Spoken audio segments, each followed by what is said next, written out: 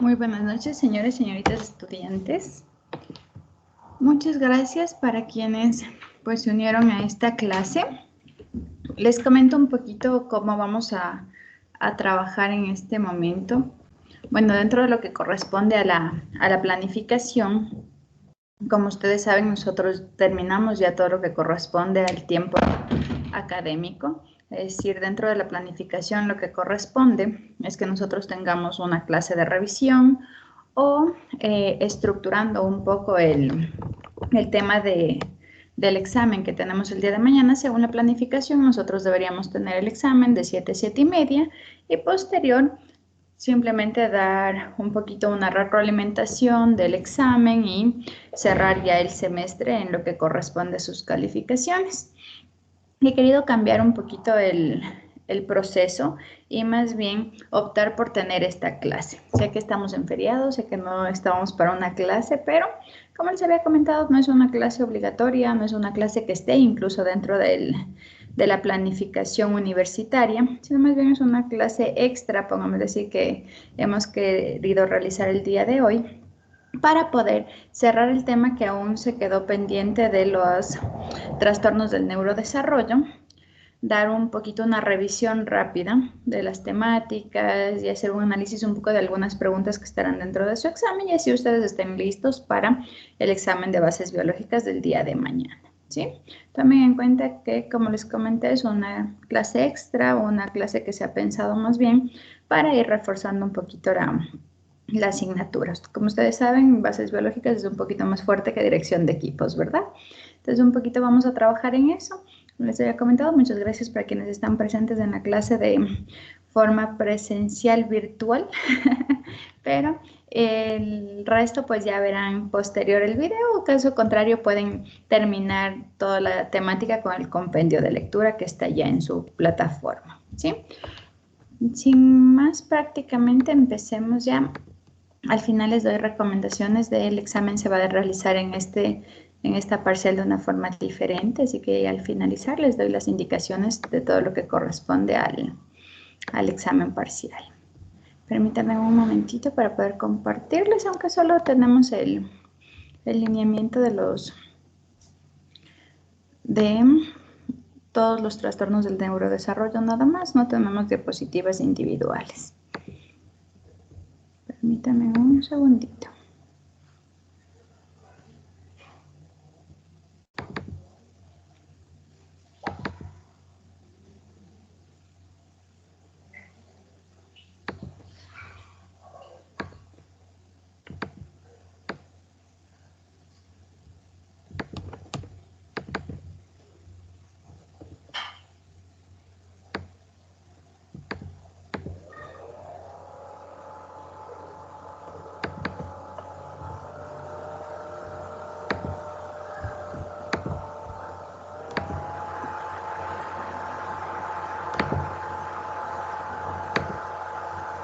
Listo, dentro de lo que corresponde a los trastornos del neurodesarrollo, son prácticamente todos los que ustedes tienen en su pantalla en este momento. Habíamos hablado ya de los trastornos del desarrollo intelectual, ¿verdad? ¿Alguien que nos quiera dar una retroalimentación súper rápida de lo que vimos la anterior semana en lo que corresponde a los trastornos del desarrollo intelectual?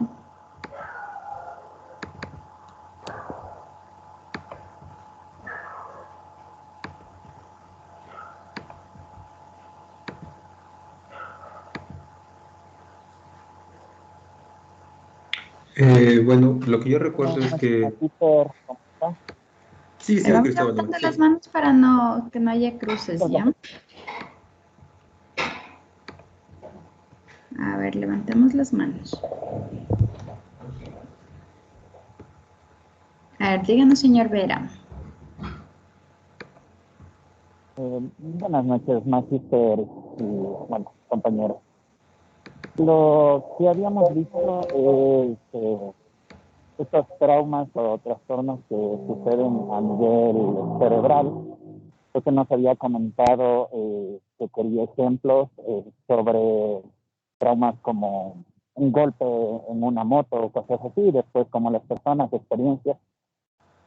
Entonces, cuando Y como habíamos visto también en los hitos del desarrollo normal de un niño o de una persona, de ley tenemos la herbolarización, perdón si lo estoy pronunciando mal, y la plasticidad cerebral. Entonces, esto nos va a ayudar nuestro cerebro se va a ir acoplando según el entorno, lo que nos va, según las situaciones, experiencias que vamos a ir teniendo, como para poder nosotros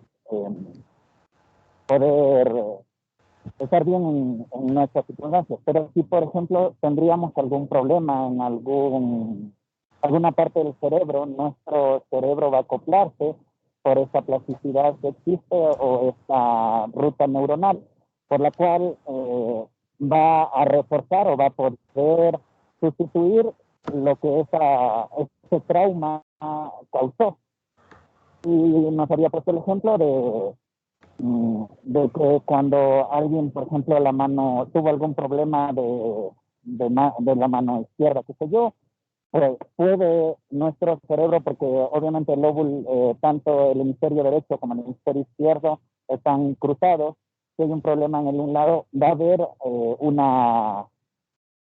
¿cómo se diría?, acoplación a esa nueva circunstancia y se va a poder con tratamiento la persona volver a mover el brazo nuevamente por la plasticidad cerebral, es lo que me acuerdo.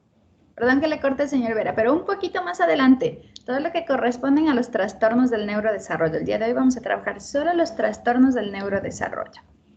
Si nosotros ya vimos los trastornos del desarrollo intelectual, vimos un poquito a nivel de definición, las causas, vamos un poquito solo en esa temática. ¿Sí? La anterior corresponde a toda la reorganización de la situación neuronal en relación a todo lo que son los trastornos del cerebro, que en su mayoría, como les decía, se daba tanto en la infancia como en la vida adulta en relación a los traumatismos y demás, ¿verdad? Pero lo que vamos a trabajar el día de hoy es solamente los trastornos del neurodesarrollo. Esos son los que se nos quedó pendiente en la clase anterior. A ver, tengo manos levantadas. Señora Alquinga. Tenemos una retroalimentación. Muy buenas noches. Sí, quería comentar, aparte de lo que ya indicó mi compañero, bueno, de lo que vimos la semana anterior y revisando un poquito sobre la actividad de la tarea en sí, he visto que existen trastornos de manera físicos y mentales. Son complicados y pueden ser inclusive a largo plazo.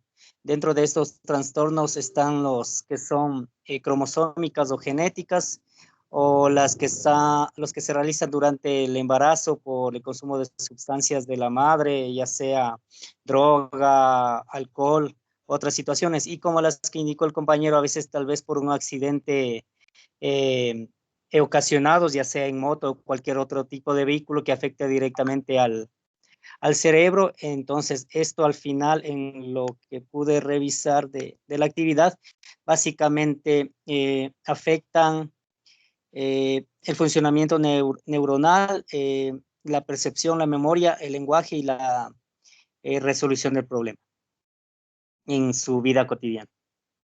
Eso es mi aporte. Gracias.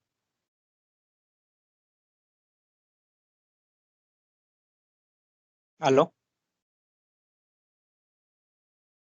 Parece que estaba sin audio. A ver, ahora sí. Todo lo que corresponde a los trastornos del neurodesarrollo, debemos tomar en cuenta que estos aparecen en la primera infancia, ¿sí? La mayor parte, bueno, prácticamente todos los trastornos del neurodesarrollo como tal, clasificados en el DSM-5 en la primera parte, que me parece que se nos quedó pendiente enviarles el DSM-5, ¿verdad? Vamos, la revisé el que me envió señor Pacheco. Ayúdeme enviando, por favor, el mismo que me envió al grupo de sus compañeros, que es prácticamente con el que vamos a trabajar, ¿sí? Un poquito para que ustedes amplíen su información, y como vi que todavía los ensayos no, me parece que tengo 20 de los 150, entonces aprovechando, yo asumo que el día de hoy ustedes lo van a hacer o el día de mañana. Espero que no sea en el último minuto porque luego tienen problemas, pero prácticamente ustedes se pueden ayudar con esa información, todo lo que corresponde a DSM-5, ¿sí? Los trastornos del desarrollo, los trastornos del neurodesarrollo, son estos que aparecen directamente en la primera infancia, es decir, toda la sintomatología se puede hacer evidente en los primeros años de vida de los individuos. Nosotros habíamos hablado ya de los primeros que corresponden a los trastornos del desarrollo intelectual y que dentro de lo que corresponde a los diagnósticos que nosotros podemos manejar en discapacidad es directamente la discapacidad intelectual, ¿sí?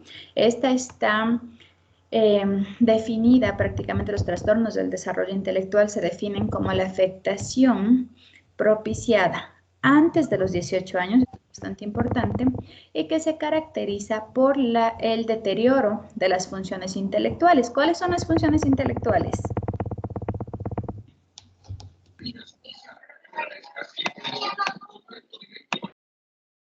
A ver, señorita Terán, ¿cuáles son las funciones intelectuales?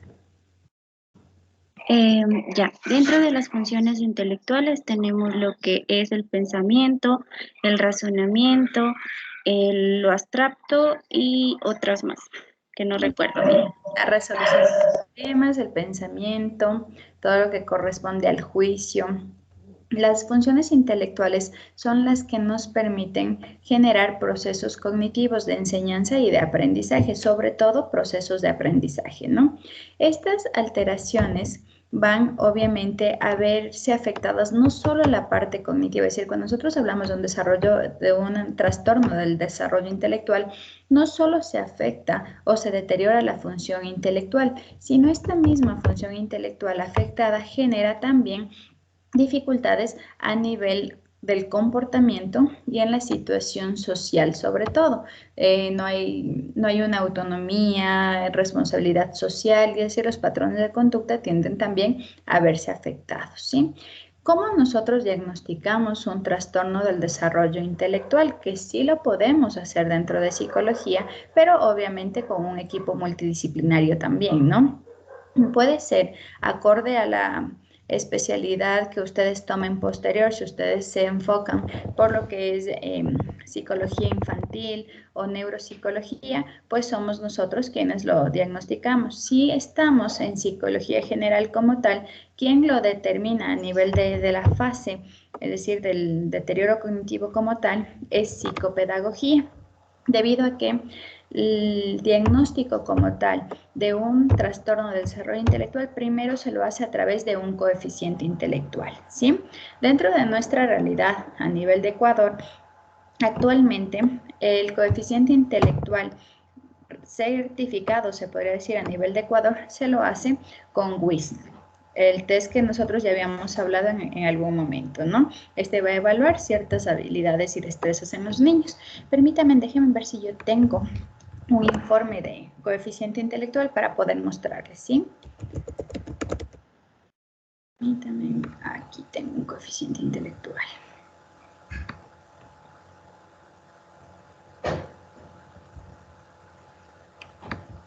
Permítanme borrarles el nombre y les muestro.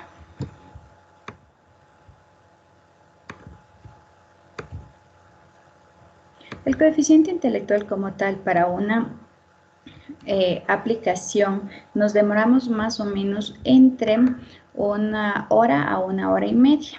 Sí están ustedes en este momento observando el documento, ¿verdad? Lo que va a evaluar coeficiente intelectual, que en este caso es la escala de WIS, es comprensión verbal, la parte visoespacial, razonamiento fluido, memoria de trabajo y velocidad de procesamiento.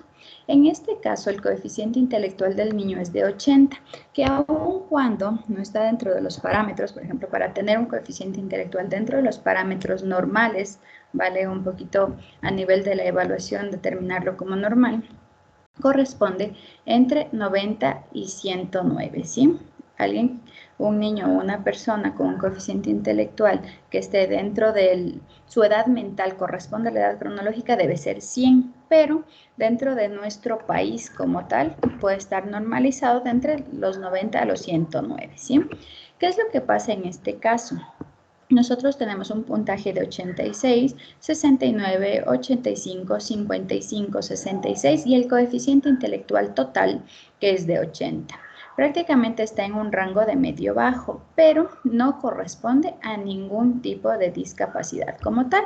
¿Qué es lo que nosotros debemos tomar en cuenta aquí? El índice de memoria de trabajo está prácticamente a la mitad de su funcionamiento. El caso del niño que les estoy mostrando en este momento es un caso de trastorno de déficit de atención e hiperactividad. Por ende, la atención como tal está netamente relacionada con memoria de trabajo. Es por eso que si nosotros subimos este puntaje de memoria de trabajo al menos a un 70, velocidad de procesamiento de igual forma y el índice visoespacial, pues vamos a subir ese coeficiente intelectual en este niño. Dentro de un campo de neuropsicología, que es lo que yo hago, lo que vamos a hacer es trabajar en estas tres que están bajas para poder subir y que este coeficiente intelectual suba al menos a un 90. Ese es el fin dentro de este proceso.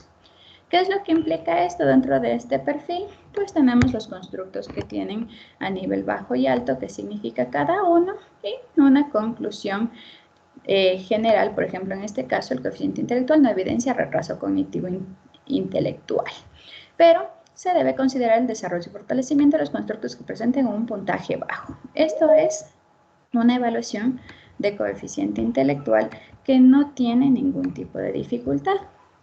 No estoy segura si al momento en el computador tengo una de... Debo tener una de discapacidad. Permítanme un momentito. Les comparto también ese.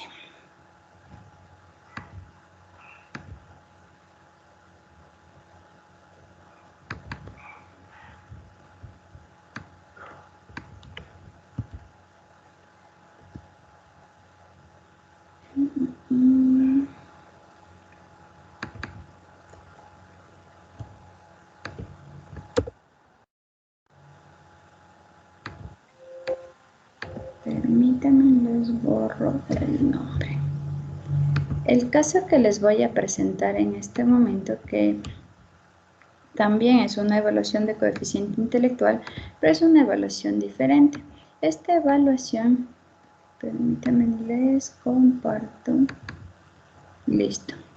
Esta evaluación es de una persona de 37 años, pero que tiene un diagnóstico de síndrome de Down. Lo que nosotros necesitamos en este caso es ver su coeficiente intelectual de la misma forma como se lo hizo con el niño anterior. Si ustedes ven aquí, comprensión verbal tiene 51, el razonamiento perceptivo, esto es ya con Wechsler, ¿no? ¿Se acuerdan que era WIPSI, WIS y Wechsler? Son las escalas que tenemos a nivel de rango de edad. En este caso, la memoria de trabajo está a 63, la velocidad de procesamiento es 64 y tenemos un coeficiente intelectual de 49. Cuando hablamos ya de un coeficiente intelectual de 49, en este caso, por ejemplo, prácticamente tenemos un retraso mental moderado. ¿Sí? Este coeficiente intelectual nos da el diagnóstico. Como nosotros diagnosticamos todo lo que son trastornos intelectuales, tenemos de la misma forma un código F71, que es el que ustedes van a ver en DSM-5 o en CIE-10, que hablamos de un retraso mental moderado. Un poquito para que ustedes lo comprendan más directamente, ¿no? Dentro de lo que corresponde a la discapacidad intelectual, tenemos nosotros una tabla que nos permite determinarlo a través del coeficiente intelectual que les voy a compartir en este momento.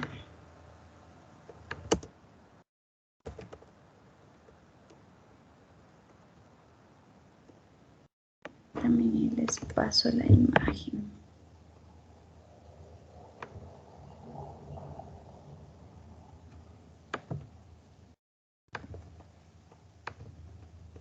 Les voy a poner en su chat, ¿ya?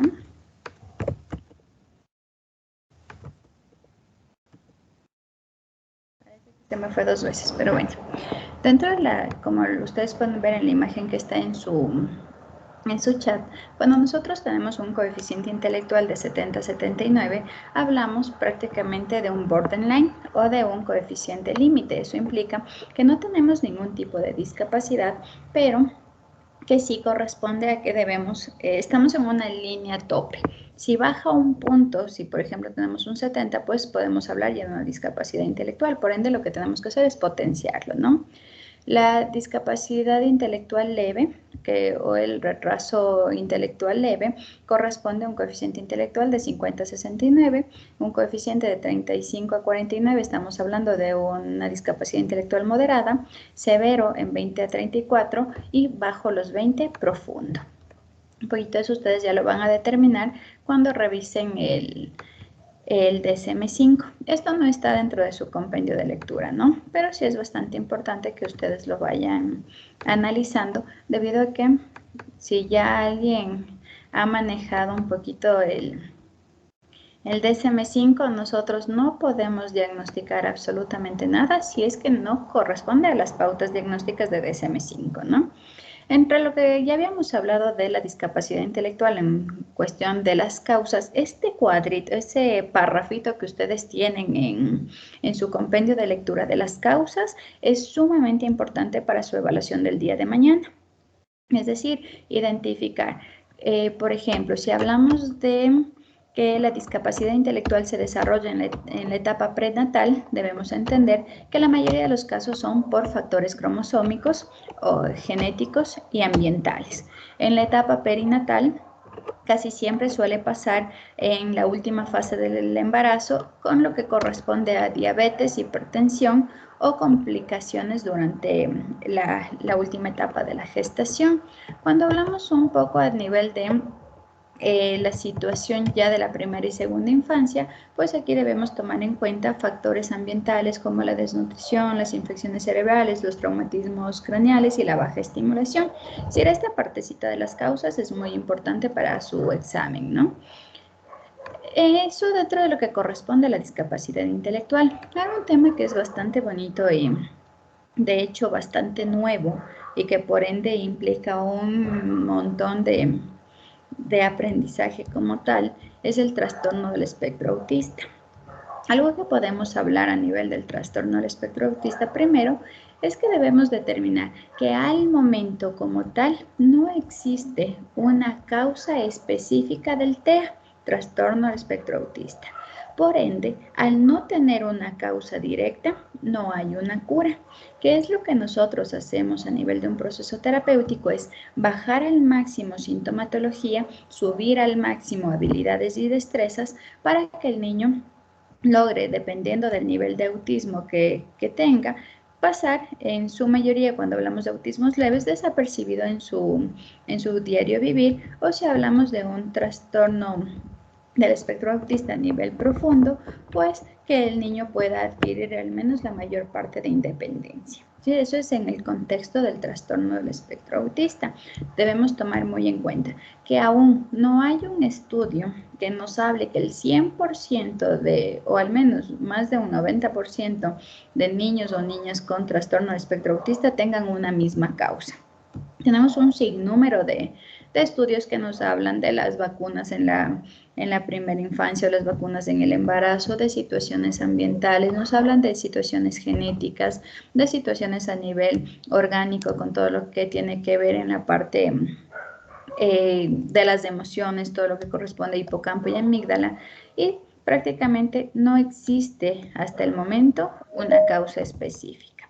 Por ejemplo, lo que habíamos hablado la semana anterior, nosotros sabemos que cuando hablamos de síndrome de Down, por ejemplo, sabemos que es una trisomía del par 21 a nivel cromosómico, ¿verdad? Y por ende, todos los pacientes que tengan síndrome de Down van a tener esta misma causa. No así con el trastorno del espectro autista, ¿sí? No se ha encontrado al momento una causa específica.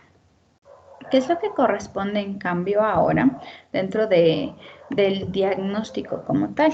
O sea, nosotros debemos ser bien claros con los padres de familia. Y esto tal vez les pueda dar de una forma más vivencial, debido a que es lo que yo hago todos los días. Entonces, prácticamente mi campo de estudio de los trastornos del neurodesarrollo, ¿no? Mi campo de trabajo directamente.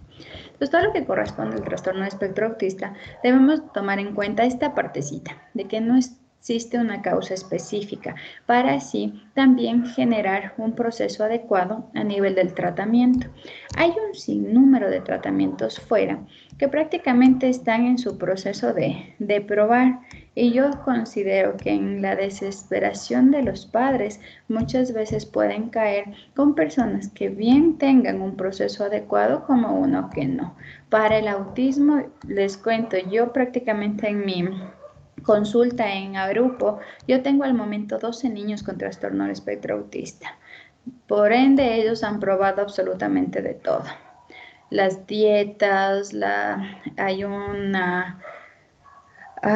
tratamiento que creo yo que es el más aversivo, el hipoclorito de sodio, existen los imanes, existe un sinnúmero de cosas, unas pastillas incluso de ajo, que ustedes no tienen idea del tormento que es para los pobres niños.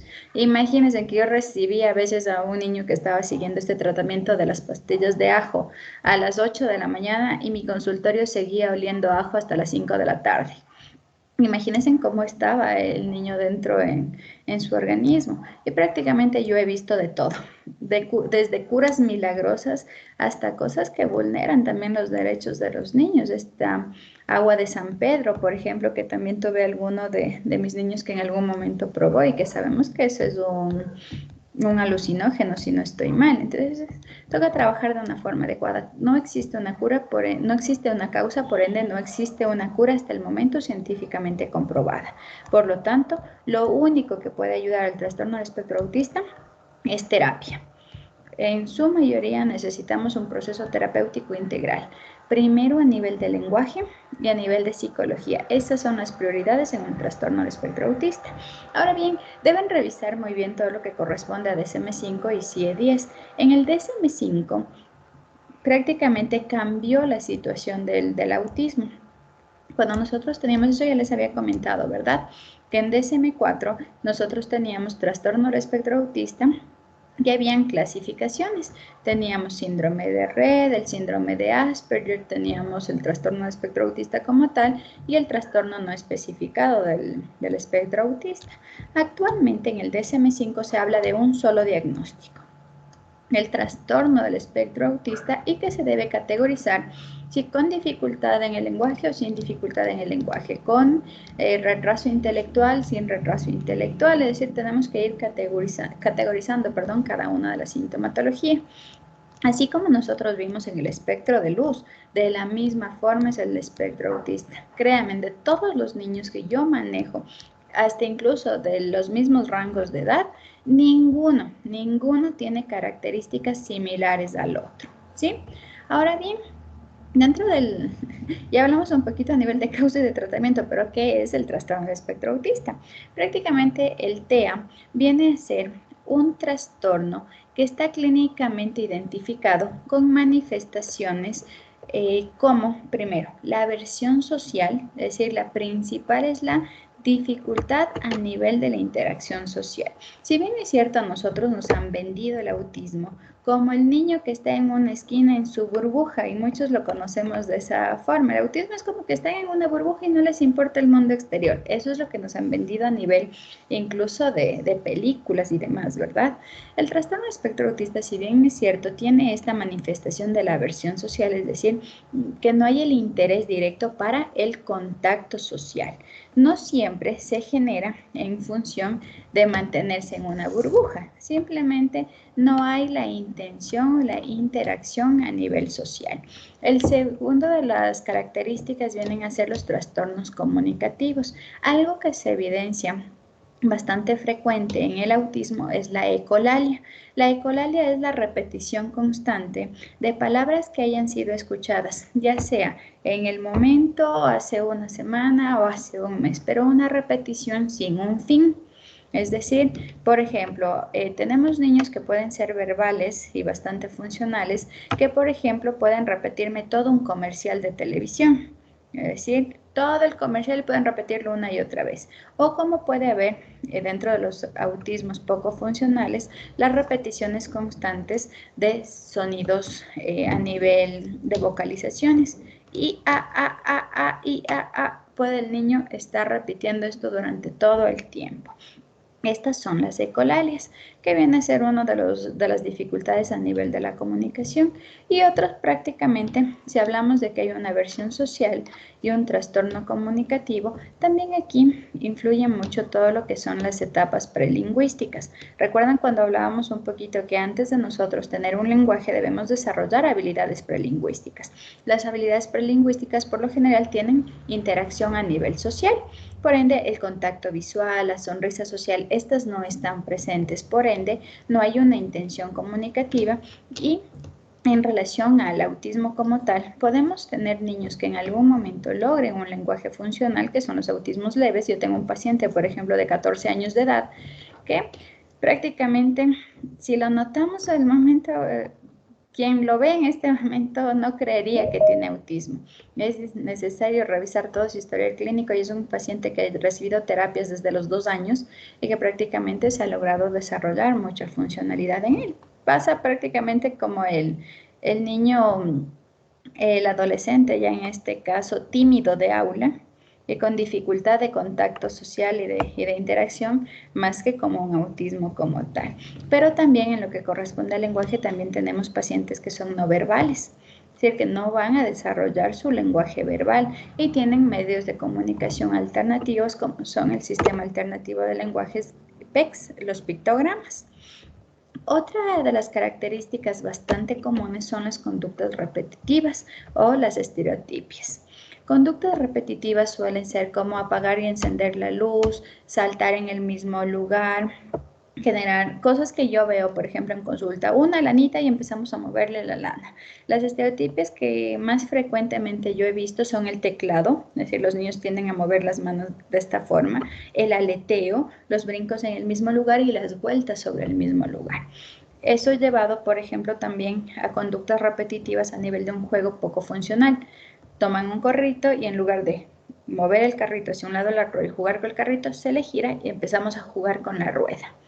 Y también dentro de las conductas repetitivas está el alinear los objetos. Exacto, justo, apilar objetos, como decía la señorita Terán. Prácticamente estas son las características más significativas dentro de lo que corresponde al autismo. Dentro de estas también está la hipersensibilidad a nivel de los órganos de los sentidos. Puede haber hipersensibilidad táctil, es decir, que no toleren las texturas. Hay autismos que incluso no toleran el frío, no toleran el calor. Existe también la hipersensibilidad auditiva, que creo yo que es la que más común hemos escuchado. Les voy a enviar un video que yo tengo para trabajar un poquito en temas de conciencia a nivel del autismo, cómo escucha un niño con autismo, cómo todos los sonidos puede escucharlos en su misma intensidad. Por ejemplo, en este momento que ustedes están en clase, mi voz puede ser que para ustedes esté un 90% y todos sus estímulos del exterior tienden a bajar de intensidad porque su foco de atención está tal vez en su clase. Entonces, si por ejemplo afuera están ladrando los perros o cruza el camión de la basura o pasa un carro pitando, no es lo mismo como si yo estuviera en la ventana viendo qué es lo que pasa por mi ventana. Es decir, cómo nuestro cerebro, por el umbral atencional, va regulando los sonidos, las cosas que nosotros escuchamos. No así como pasa en el trastorno del espectro autista, donde todos los sonidos están en el mismo momento y en un 100% de umbral. Les voy a enviar un video que a mí me parece el más interesante para poder entender incluso las conductas de frustración que suelen aparecer muy fácilmente en autismo. También existe más que hipersensibilidad, corresponde a una... ¿cómo se me fue la palabra? Un interés inusual en estímulos presentados a nivel visual. ¿Sí? Por ejemplo, yo aquí tengo esta botellita de agua.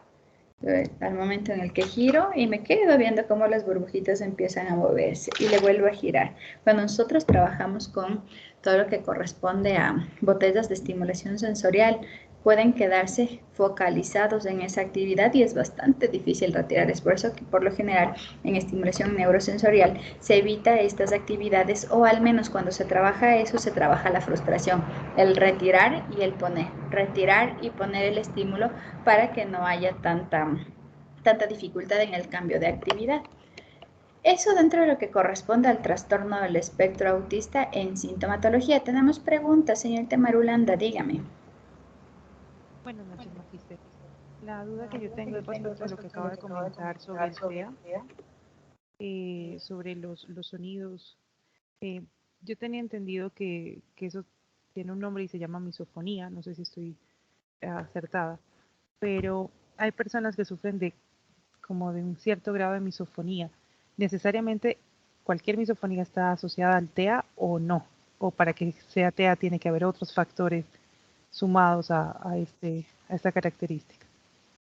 No, a ver, cuando nosotros hablamos del trastorno del espectro autista como tal, debe cumplir todos los parámetros. Es decir, no podemos hablar de un trastorno del espectro autista únicamente tal vez porque tenemos una hipersensibilidad auditiva.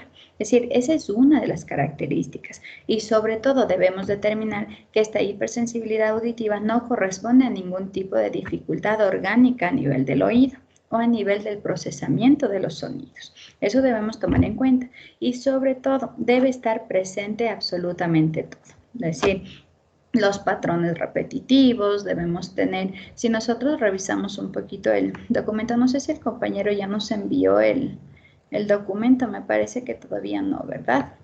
Cuando nosotros revisamos las pautas diagnósticas, ahí nos habla del número de pautas que nosotros debemos tener para considerarlo como trastorno del espectro autista. En este caso deben estar las conductas repetitivas, debe estar las dificultades a nivel social. Justo en este momento creo que nos compartió uno de sus compañeros, los patrones restrictivos y repetitivos a nivel del comportamiento, que prácticamente son las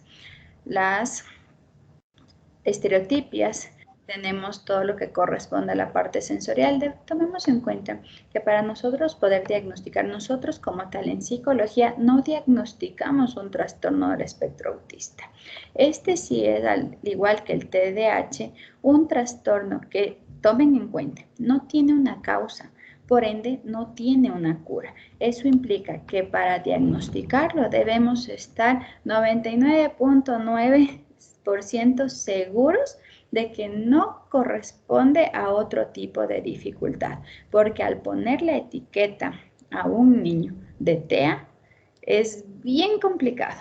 Dentro de lo que corresponde al proceso que nosotros hacemos en Arupo, prácticamente les voy a comentar en este sentido, el diagnóstico se emite bajo el trabajo de neurología, logofonetría, neuropsicología, donde intervengo yo. Tenemos el área de lenguaje, el área física y psicopedagogía.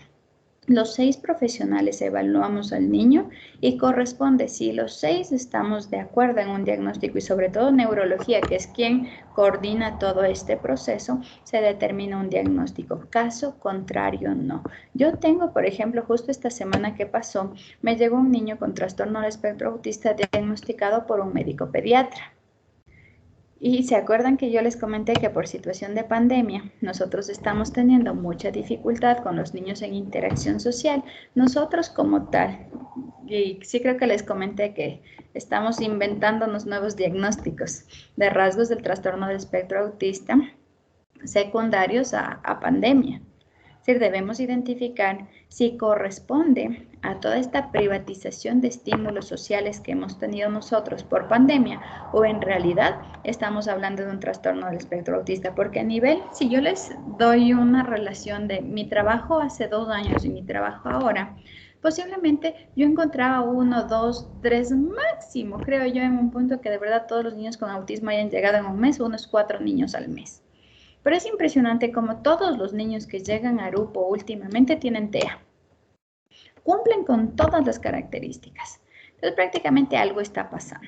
Es decir, no es tan frecuente. Llevo yo 8 años trabajando en todo lo que son diagnósticos del neurodesarrollo. Entonces ya nos damos cuenta que antes no se daban tan frecuentemente y ahora todas las semanas tengo de 3 a 4 niños con autismo. No es tan común, por ende, algo está pasando. Y tomemos en cuenta que niños de 4 años, que por lo general llegan para un diagnóstico, han pasado 2 años, bueno, prácticamente un poquito más de año y medio, sin ningún tipo de contacto social.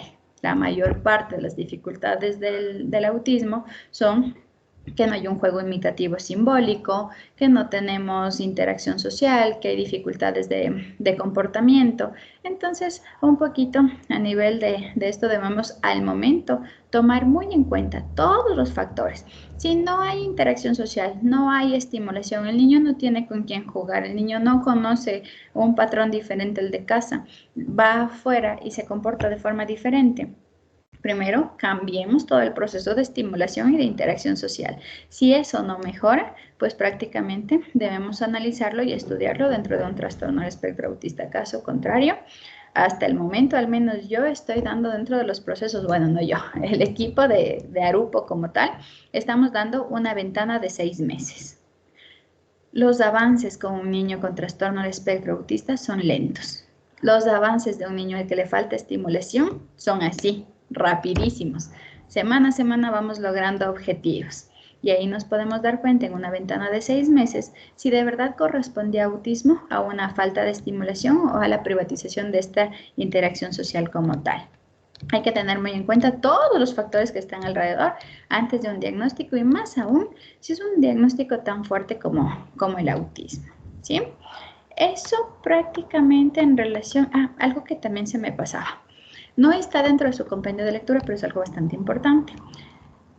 Algo que se realiza o el seguimiento que se debe realizar en un niño con trastorno del espectro autista es siempre a nivel neurológico.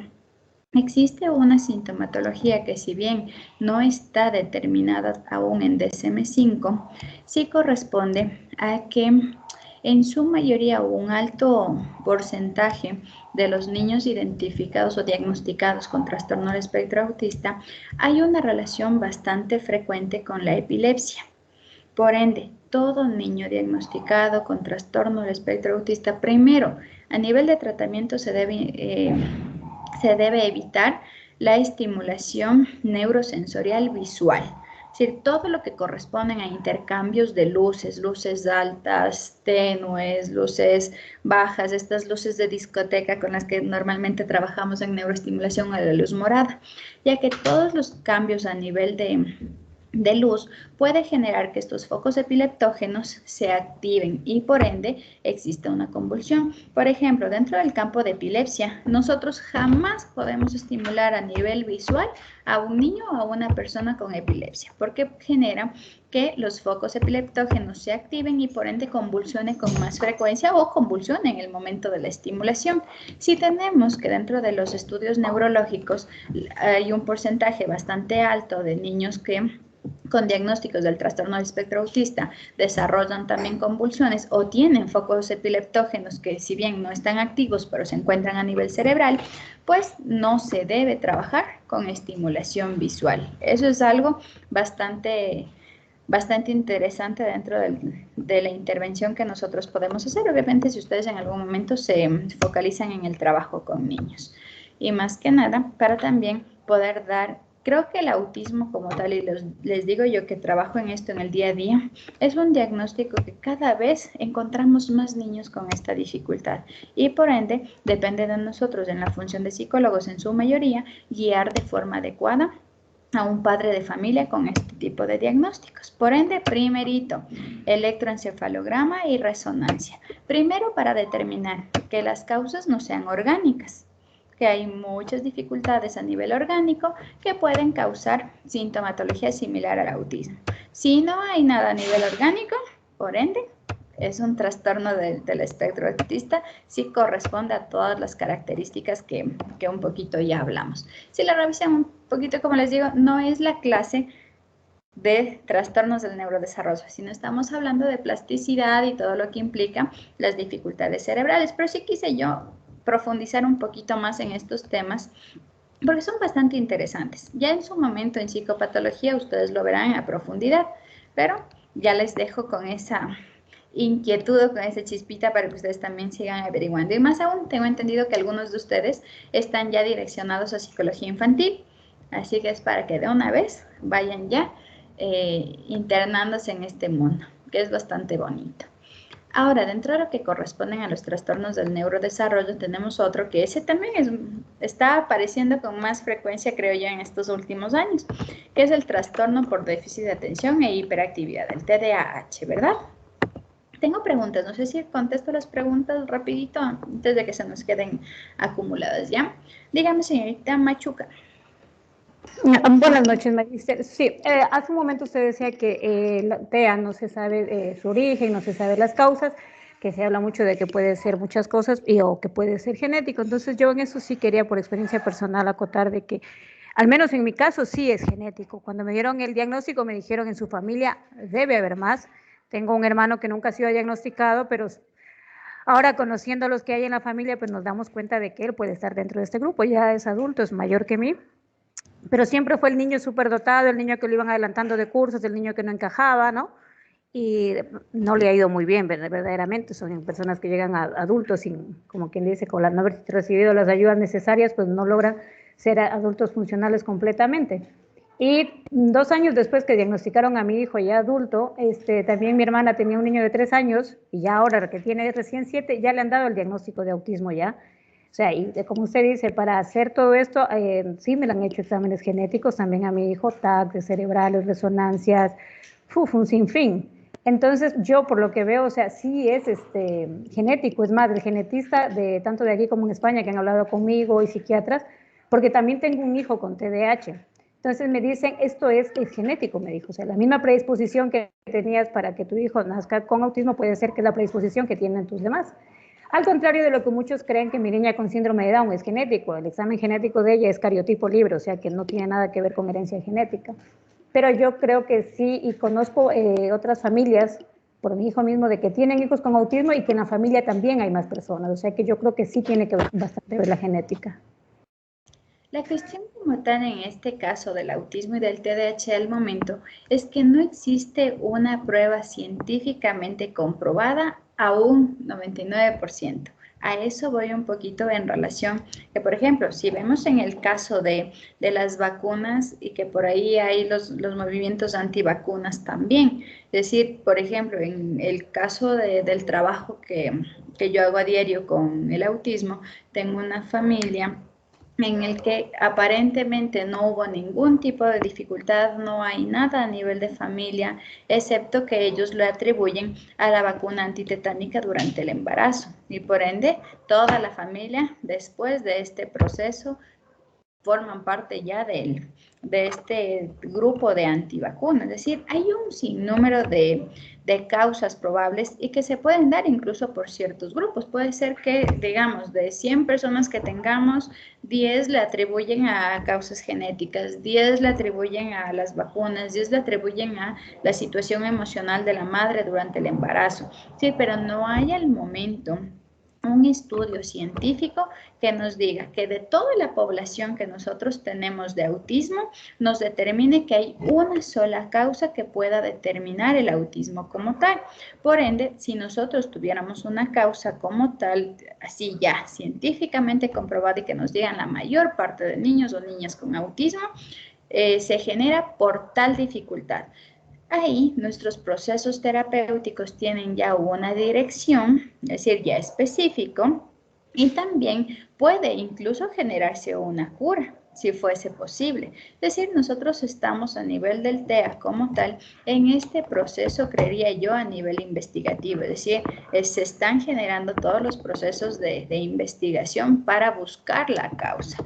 Y al momento que tengamos la causa, pues propiciar de forma adecuada, ya sea el tratamiento o en su defecto, si en algún momento se encuentra, también una cura.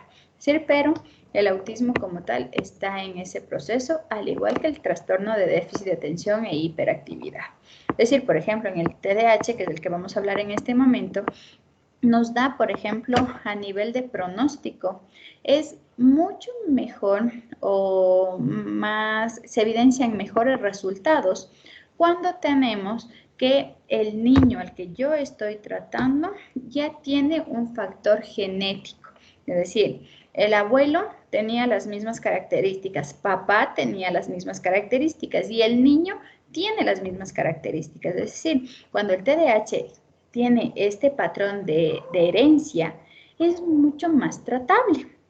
Sí, los procesos terapéuticos funcionan de mejor forma, es decir, lo que consigo con un niño con TDAH que no tiene ningún rasgo a nivel genético, de herencia o de familia, es decir, que nadie en familia ha tenido esta dificultad, pero el niño que yo estoy trabajando tiene ya esta herencia, es mucho más fácil trabajarlo, es decir, por ahí vendría también un proceso que yo creería que va más enfocado al entender. Es decir, si yo tengo como esa, comprender el diagnóstico en base a mi propia vivencia. Si, por ejemplo, yo tuve TDAH y ustedes saben que lastimosamente el TDAH en unas 2 décadas antes, no es que se curaba, pero prácticamente, como nos suelen decir, se curaba a palos. Sí, el niño hiperactivo, el niño inatento, el niño con dificultades, el niño problema prácticamente era el típico niño al que le ponían en una esquina, al que no le permitían trabajar, el que ya estaba catalogado como el malo de clase. Y bueno, todavía pasa eso ahora. Y en casa, maltrato que da miedo, bueno, control conductual inadecuado. Es decir, antes eso era lo que pasaba. Ahora bien, si yo tengo ese factor de que por lo general a la consulta llegan los pacientes y me dicen, pero yo era igualito cuando era niño. ¿Cómo creen que va a formarse este proceso terapéutico con este niño? Los padres lo van a entender desde su propia vivencia y por ende creo yo que por ahí va más el factor de que es un poco más tratable, es decir, la sintomatología se logra controlar de mejor forma porque hay ese apoyo familiar. Pero al igual, dentro de lo que corresponde al TDAH similar al autismo, todavía no existe una causa específica, pero en el TDAH como tal, sí ya hay un poquito más de estudios. Sí, ya tenemos por ahí una situación a nivel o de índole biológica, donde ya se trabaja con todo lo que corresponden a los trastornos neuroanatómicos, bioquímicos, neurológicos, todo lo que implica los trastornos perinatales. Es decir, ya se trabaja dentro de buscar la causa dentro de la misma sintomatología, es decir, de este procesamiento, de este metabolismo que se da a nivel del niño. Y también todo lo que corresponden a los trastornos, a los factores, perdón, de índole ambiental, donde aquí sí vienen todas las influencias a nivel psicosocial. Pero de igual forma, no hay una característica específica para lo que corresponde al TDAH.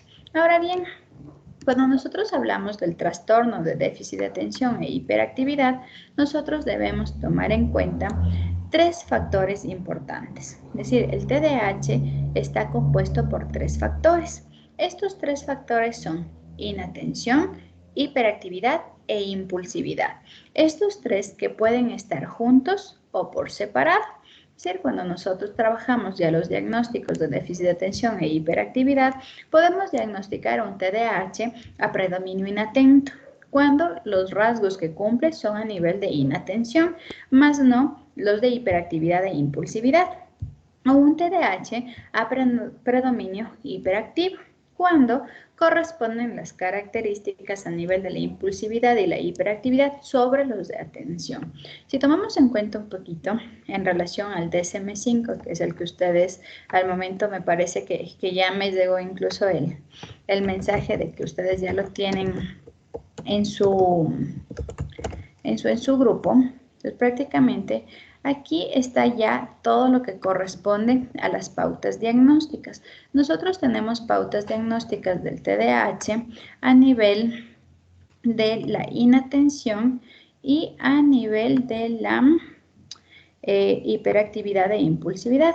Tengo una presentación sobre el TDAH que les voy a compartir en este momento, que va un poquito en relación a esta característica y esta sintomatología.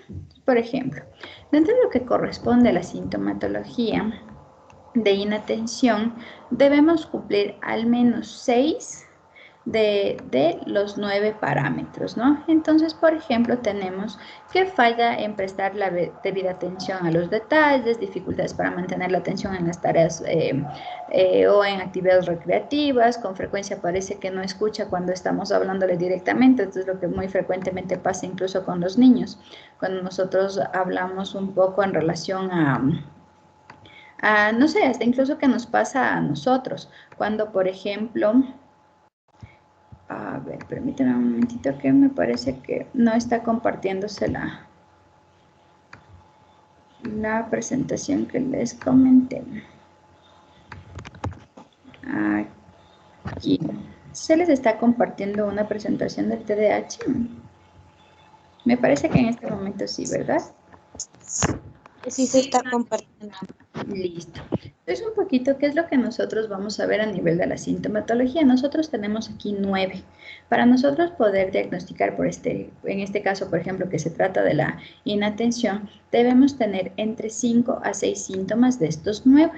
Entonces, tenemos esta de la dificultad en prestar atención a los detalles, mantener la atención en las tareas, que parece no escuchar cuando se le habla, como les decía, esto nos pasa incluso a nosotros, que estamos viendo a veces la televisión, y ¿qué es lo que hacemos? Alguien nos está llamando y dice, Carolina, Carolina, y dice, hey, te estoy hablando, y dice, ah, es verdad, porque mi atención está en un lugar focalizado, pero de tal manera que no escucho los estímulos que están fuera.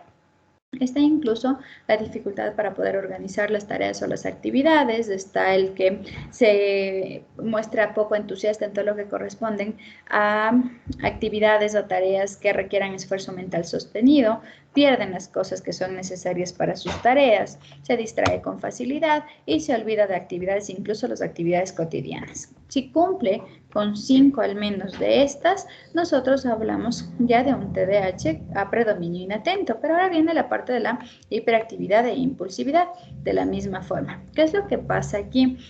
Las características principales son el que con frecuencia juguetea o golpea con las manos y los pies, lo típico cuando el niño está dentro de un espacio mesa-silla y no puede mantenerse dentro de este espacio mesa-silla de forma tranquila, es decir, los niños que están constantemente y que mueven las manos y agarran la silla y cogen una cosa que está a un lado, cogen otra, es decir, se mantienen en constantes movimientos, ¿no? Se levanta en situaciones en las que se espera que permanezca sentado, con frecuencia corretea, trepa en situaciones que no se considera apropiado. En este caso, por ejemplo, también hablamos de que no hay este sentido del peligro.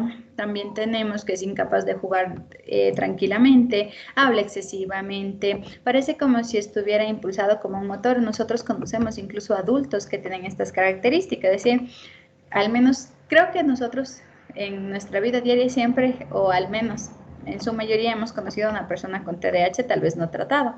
Es decir, que están de un lado al otro, hacen una actividad, hacen otra, pero ninguna la hacen bien ni ninguna la terminan. Pero pareciera que están pero en 1000 cosas y ocupados en una cosa y en otra, pero al final no terminan la actividad como tal. Hablan excesivamente, con frecuencia responden antes de que nosotros hayamos terminado una pregunta. Es súper difícil que puedan esperar su turno y la parte de que interrumpe o se inmiscuye con otros. Estas son las cosas del TDAH como tal. Ustedes, no recuerdo si les comenté, el día viernes yo voy a estar en una presentación, en un webinar que se me invitó, hablando un poquito del TDAH como tal. Y ahí podemos ver hitos de alerta, que es lo que voy a trabajar en este día. Pues si ustedes gustan, pueden seguir esa presentación. Les voy a enviar con todo el link para quienes ese día van a estar en examen, pero pueden verlo posterior. Bueno, dentro de lo que corresponde a las pautas diagnósticas, el primero, la que les mostré al inicio, es la parte A, es decir, para ver si tenemos inatención o si tenemos la parte de impulsividad o hiperactividad o si tenemos las dos juntas. Pero para nosotros poder diagnosticar un trastorno del espectro autista, primero, estos síntomas deben estar presentes antes de los 12 años. Es decir, sí se puede diagnosticar en la vida adulta, pero los síntomas debieron estar presentes antes de los 12 años. Dentro de lo que corresponde a la parte de inatención y de la hiperactividad e impulsividad, debemos tomar en cuenta que estos deben estar presentes en 2 o más contextos. Algo que yo suelo determinar es, por ejemplo, un niño con TDAH tiene TDAH en todos los lugares a los que él vaya. Es decir, lo que suele confundirse entre el TDAH y el trastorno de conducta. Un niño con trastorno de conducta sabe con quién portarse bien y con quién no portarse bien. Un niño con TDAH siempre tendrá TDAH en el lugar en el que se encuentra. Entonces, dentro de las pautas diagnósticas está también que estas características estén presentes en 2 o más contextos. Existen pruebas claras de que los síntomas interfieren en tanto el funcionamiento social, académico, laboral, es decir, disminuyen la calidad de vida. Y como último, que esta parte del E se van a encontrar ustedes en la mayoría de diagnósticos que nosotros tengamos de índole psicológico. Es decir, que los síntomas no se producen por ningún tipo de dificultad orgánica o por cualquier otro tipo de diagnóstico ya psicológico o de nivel psiquiátrico. Es un poquito dentro de lo que corresponde, justo lo que les comentaba, nosotros podemos diagnosticar TDAH a predominio hiperactivo, a predominio inatento o combinado, cuando están presentes los dos. Y aquí neurología también determina la gravedad del TDAH como tal. Por aquí un poquito, justo yo tenía esta presentación, famosos con TDAH, tenemos Steve Jobs, tenemos algunos, Jim Carrey, actores, cantantes, que prácticamente consideraría, yo estaba revisando al igual que ustedes, pero esta presentación la tengo de hace algunos años. Prácticamente esto en relación a lo que corresponde al trastorno de déficit de atención e hiperactividad. De esta temática, ¿alguna pregunta que tengan?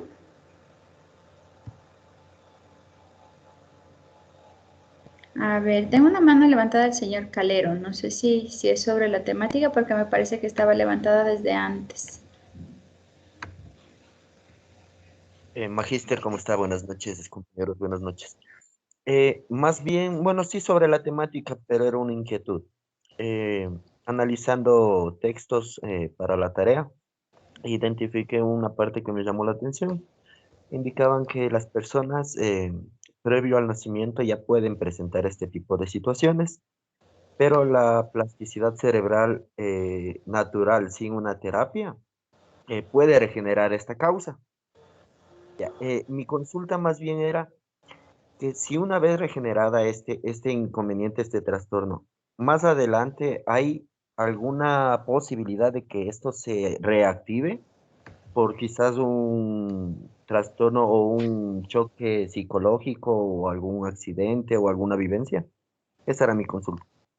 A ver, dentro de lo que corresponde, por ejemplo, a estas 2 primeras dificultades que evidenciamos, bueno, las 3 primeras, pero en lo que corresponde a autismo, a hiperactividad, no hay una causa específica, es decir, no conocemos una causa específica, por ende, no existe una cura como tal. ¿Qué es lo que podemos determinar, por ejemplo, en estos? Cuando nosotros nos damos cuenta de este diagnóstico, es muy difícil, o yo creería a nivel de la experiencia con la que les puedo contar, imposible poder diagnosticar al niño con este tipo de dificultades, hablo del autismo y de la hiperactividad, antes de los 3 años. Pasados los 2 años y hasta los 3 años, nosotros podemos identificar conductas que están siendo un poco tal vez diferentes a los hitos de desarrollo comunes con los que nosotros por lo general trabajamos con niños.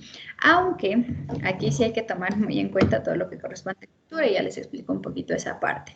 Pero si nosotros hablamos de que un niño presentaba estas dificultades y por la plasticidad neuronal natural, ha generado ir creando redes neuronales que pueden ir solventando estas dificultades, por ende, hablamos que su desarrollo prácticamente fue en relación a los hitos de desarrollo. Por ende, en lo que corresponde a TEA y TDAH, si se lograron solventar las dificultades previo a un diagnóstico, es decir, si tenemos la dificultad, me cuesta un poquito tal vez identificarlo entre que lo identificamos en etapa prenatal o perinatal, pero si la plasticidad neuronal como tal hizo que los síntomas no sean evidentes, por ende se desarrollaron habilidades y destrezas de forma adecuada y para llegar al punto de la primera y segunda infancia donde nosotros no vamos a diagnosticarlo porque no hay las características, por ende no va a haber ningún tipo de situación social, golpe o algo que active algo que no apareció, entendería yo.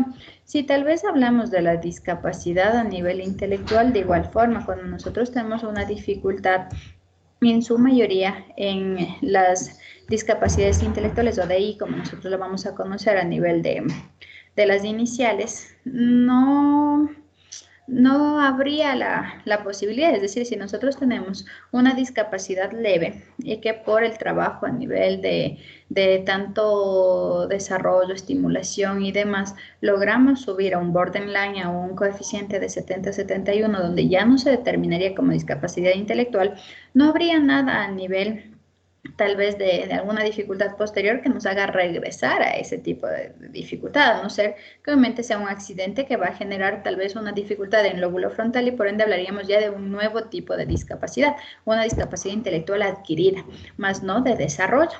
Entonces un poquito ahí tenemos que irle determinando, ¿sí? Los trastornos del neurodesarrollo están identificados en primera infancia porque corresponden en este sentido, a que no existe un desarrollo adecuado de las habilidades y destrezas del niño y por ende nos vamos encaminando, englobando en estos diagnósticos, ¿sí? No sé si por ahí quedamos un poquito tal vez con esa inquietud. Sí, sí, muy amable. Listo, entonces prácticamente tenemos ya todo lo que corresponde a el trastorno de déficit de atención e hiperactividad. Permítanme, les comparto que no sé cuál nos toca. A ver, tenemos ya los trastornos motores. Dentro de todo lo que corresponden a los trastornos motores, en los trastornos del neurodesarrollo, sí se está compartiendo solo la pantallita, ¿verdad? Sí, me parece que sí. Bueno, estamos ya aquí en la parte de los trastornos motores, ¿no?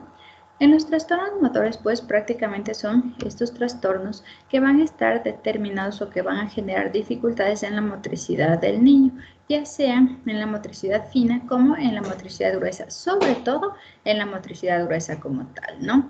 La habilidad motora es indispensable en todos nosotros, ya que la motricidad es un sinónimo, es lo que nos va a dar el punto de independencia.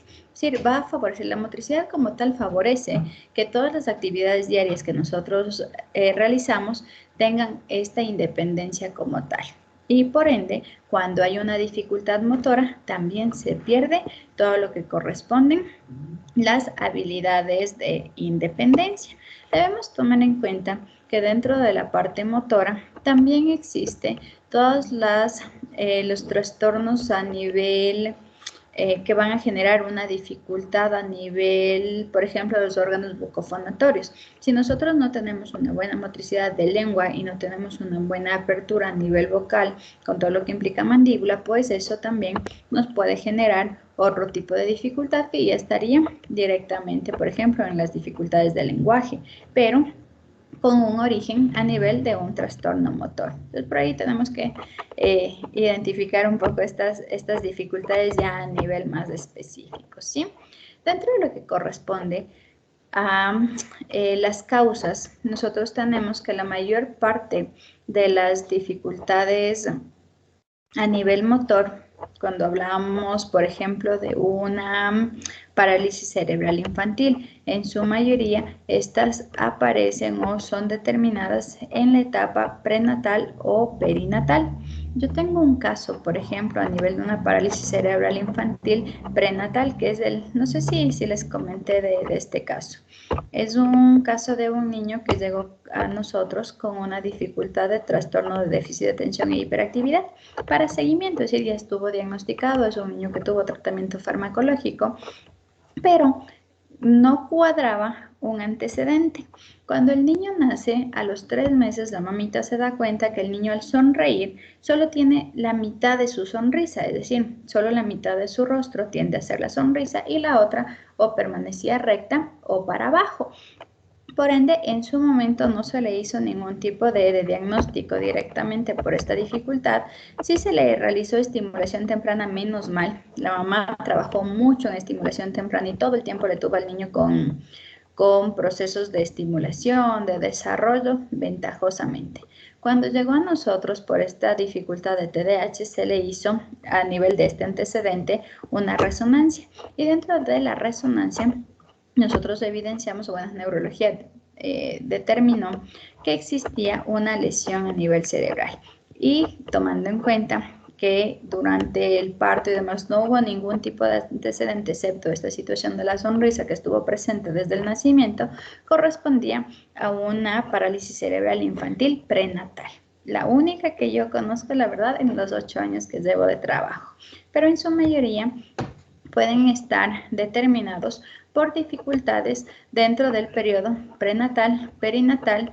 En un gran porcentaje también tenemos a nivel de causas genéticas, todo lo que implica el hipotiroidismo, tenemos causas ambientales, como todo lo que implican las enfermedades infecciosas, radiaciones, consumo de alcohol y drogas en la progenitora, es decir, tenemos este sinnúmero de causas. Clínicamente como tal, los trastornos motores pueden manifestarse primero puede ser espasticidad, que es cuando hablamos de que hay una dificultad de movimiento debido a una rigidez muscular. Es decir, por ejemplo, yo tengo este brazo y para moverle esta articulación no tiene movimiento como tal, es decir, y se encuentra rígido mi brazo. Por ende, el momento de moverle va a haber mucha dificultad. Esa es la espasticidad, es decir, la rigidez muscular.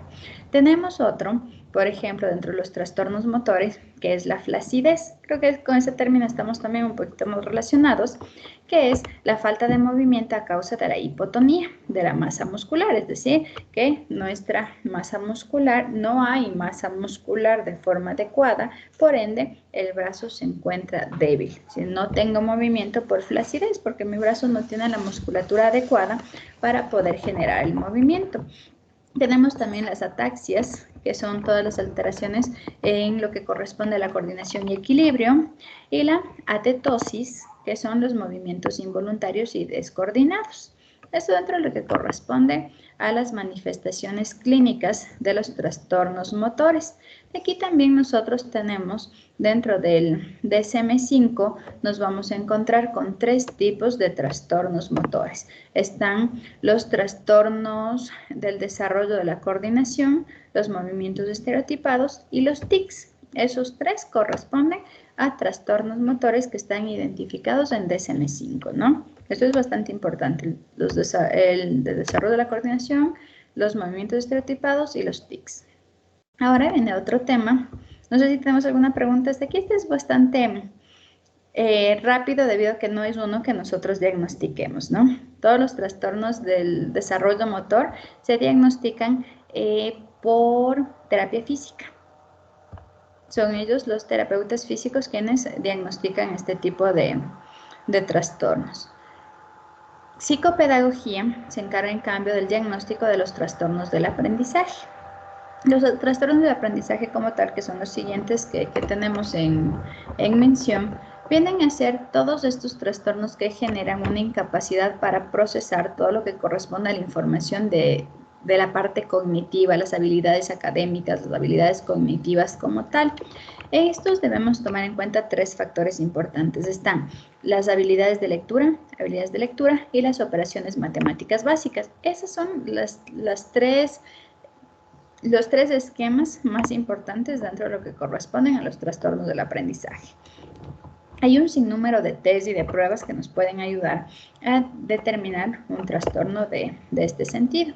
Cuando nosotros hablamos de los trastornos del aprendizaje, tenemos trastornos del aprendizaje con dificultad para la lectura, con dificultad para la escritura y con dificultad para la matemática. comúnmente, ¿cómo los conocemos? Dislexia, disgrafia, disortografía y la discalculia. Esos son los términos que nosotros conocemos comúnmente, pero que no están dentro de los diagnósticos como tal, ¿no? ¿Qué corresponde a una dislexia? Existe prácticamente la dificultad en el aprendizaje de la lectoescritura. La discalculia, netamente una dificultad en todo lo que corresponde al cálculo matemático. La disgrafia, cuando nosotros hablamos de todo el tema a nivel de la escritura. Y tenemos la disortografía, cuando tenemos problemas para todo lo que son normas y reglas ortográficas. Esos son los que nosotros conocemos a nivel un poquito más común, ¿sí? Pero no se pueden diagnosticar de esa forma. Prácticamente estos trastornos del aprendizaje como tal, nosotros no los diagnosticamos, los diagnostica psicopedagogía, ¿no? Son los psicólogos educativos o los psicopedagogos quien determinan un trastorno del aprendizaje. ¿Qué es lo que nosotros trabajamos en los trastornos del aprendizaje? La frustración. Todo lo que implica la frustración dentro de un trastorno del aprendizaje.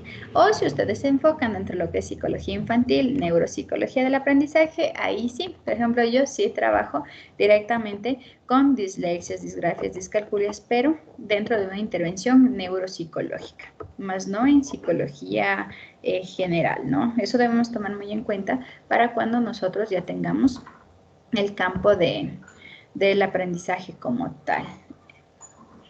Vamos a ver, los siguientes son los trastornos de comunicación. ¿Quién diagnostica trastornos de comunicación?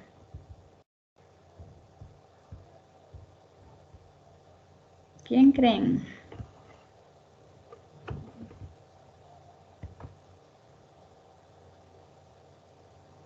Díganos, señorita Terán.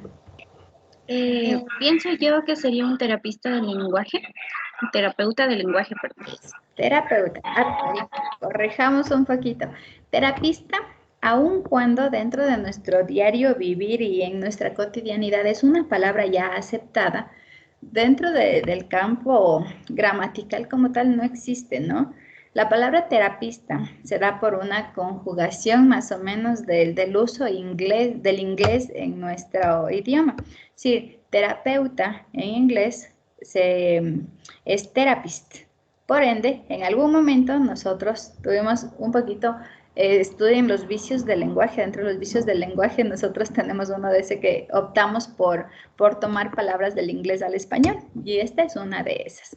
Si nosotros, terapist es terapeuta, por ende en algún momento se los llevó al español llamándoles terapistas, pero no existe legalmente la palabra terapista, aun cuando es bien común dentro de nuestra cotidianidad, pero la palabra adecuada es terapeuta. También por ahí, que no se les pase porque a mí me da algo, nosotros no trabajamos con trastornos, porque la palabra trastorno no existe, es un trastorno. Todo lo que estamos viendo en este momento, por ejemplo, son trastornos de la comunicación, trastornos del aprendizaje, trastorno del espectro autista. Un poquito para que ahí no trabajemos de una forma inadecuada. Créanme que yo conozco a psicólogos, profesionales bastante conocidos del tema y que por ahí se les salen los trastornos, que por ahí nos da un calambre al oído, así como los calambres al ojo cuando vemos las faltas de ortografía. Entonces, un poquito para que ustedes lo conozcan nada más, ¿ya? Eso en relación a los trastornos de la comunicación. ¿Quién lo identifica? Es un logopeda, un terapeuta de lenguaje o un logofoniatra. Es decir, son ellos quienes diagnostican los trastornos de comunicación. ¿Qué es lo que nosotros como psicólogos trabajamos en los trastornos de comunicación? Trabajamos directamente, otra vez, la frustración del niño. Si un niño no logra comunicarse de forma adecuada, va a tener procesos conductuales bien complejos. Rabietas, berrinches, frustración, manipulación. ¿Qué es lo que trabajamos? Una de las principales causas de los trastornos de la comunicación en los niños pequeños es la sobreprotección de los padres. Quienes tienen niños me dicen si me equivoco o no. Los padres se convierten en los traductores de los niños. Yo tengo experiencias súper amplias en consulta cuando dicen, pero sí, está diciendo esto, me dicen una oración completa. Por ejemplo, el niño dice, mamá, agua. Dice, sí, está diciendo, mami, dame agua. Digo, a ver, nunca dijo, mami, dame agua. Entonces, es verdad, nosotros a veces cometemos ese error de ser los traductores de los niños. Y esa es una de las principales causas de las dificultades del aprendizaje. Por ahí nos dicen, yo le decía que repita, si no, no le atendía. Y sí, así aprenden. Es un poquito la necesidad. Si nosotros no necesitamos hablar, no lo vamos a hacer. Yo tengo en consulta niños que, por ejemplo, les ponen 3 biberones. Uno con agua, uno con jugo y uno con fórmula. Y es el niño el que elige cuál es el que quiere y los 3 están a su alcance. Por ende, ese niño nunca va a decir teta, agua, jugo o leche. Nunca lo va a decir porque no tiene la necesidad de hacerlo. Y así es como se dan la mayor parte de los trastornos del lenguaje a nivel expresivo, sobre todo, o a nivel fonético, fonológico, porque nosotros también tenemos dificultades. Yo tengo un caso, por ejemplo, en el que el niño no pronuncia la S y la R de forma adecuada. Y cuando la mamá está conmigo en consulta me dice, pero mi hijo me dice, Tati, ¿otra vez va a hacer eso? Y a mí la mamá me dice de esa forma. Digo, a ver, si la mamá está reforzando y le está determinando cómo el niño está hablando, es prácticamente una imitación inadecuada. Por ende, el niño va a tener una conciencia fonológica también inadecuada. Si no corregimos un trastorno de la comunicación antes de los 5 años, ¿qué implica eso? Que todo el proceso de lectoescritura también se va a ver afectado. Porque el niño, no sé si a ustedes les ha pasado por ahí las confusiones que tienen los niños a nivel de los primeros años. ¿Qué es lo que dicen? Tal. ¿Qué quieres? Tal. Y a ver, diga, sal. Y el niño dice, tal. Porque ya tiene una conciencia fonológica inadecuada. Y el niño prácticamente está pronunciando sal, está teniendo la conciencia fonológica de que es sal, pero su pronunciación como tal, a nivel de lo que nosotros escuchamos, y por ahí acuérdense en el área de Broca y de Wernicke, es tal. Lo que tenemos que hacer, que el niño adquiera esa conciencia fonológica de cómo suena la S. Y por ahí si tienen niños les voy a dar una recomendación que vale oro. Cuando el niño no pronuncia la S, la forma más fácil de que la pronuncie, la S suena con los dientes. A ver, repite conmigo, sal. Y el sonido de S sale en los niños. Créanme que por ahí yo tuve una paciente con ceseo y trabajamos un poquito con terapia de lenguaje y así de rápido sacó la S de forma adecuada. Por ahí les dejo ese. Y la R, sí, todo lo que me ponen ahí en su chat. Cuando nosotros necesitamos la R, tomemos en cuenta que la R es la más difícil y la última en adquirirse.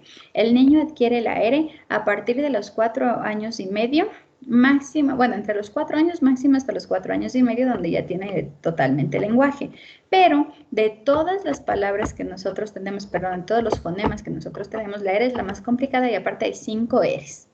La R inicial, la R final, la R inversa, la doble R y se me acaba de saltar una, pero son 5 R's. Ah, y la R compleja, que es gra, gre, gri, gro, gru, bra, bre, bri, gro, bru. Sí, primero debemos tomar en cuenta que lo último que el niño va a decir es negro, porque es la R más compleja. La que está formada también con otro fonema. Así que por ahí, en la R, ¿qué tenemos que hacer? Empezar con los sonidos más básicos. Y esta es clase de terapia de lenguaje. Ahorita, ¿qué hacemos? Los sonidos, la brrr, brrr, y que vaya sacando primero la R. Luego trabajamos primero con la R normal, ratón. Luego trabajamos con la R intermedia, que sería... se me fue una palabra que tenga R intermedia... Garrote, se me ocurre, estoy sin esas palabras. Luego tendríamos la doble R, que sería carro. Luego tendríamos que trabajar con la R inversa, que sería árbol. Y al final trabajamos ya con la R compleja, que sería negro. Tenemos que ir de a poquito.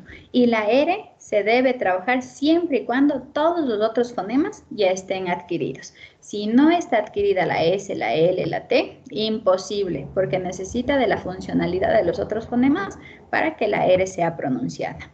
Por ahí les dejo, como les digo, clase de terapia del lenguaje. Interesante, nos dice el compañero, pero le faltó en cambio la E. Nos puso con una doble R. La doble R aplicamos todos los ibarreños, creo yo, en mayor y en menor cantidad. Ahora bien, los trastornos de la comunicación como tal, primero, tienen un enfoque bastante importante en lo que corresponde al desarrollo integral del niño, más que todo en el desarrollo cognitivo. La forma en la que nosotros adquirimos la mayor parte de los conocimientos, si bien es a nivel visual, también es a nivel auditivo y sobre todo todo lo que corresponde a el aprendizaje como tal es en un intercambio comunicativo, lo que estamos haciendo en este momento. Yo hablo, ustedes escuchan, ustedes preguntan, yo respondo.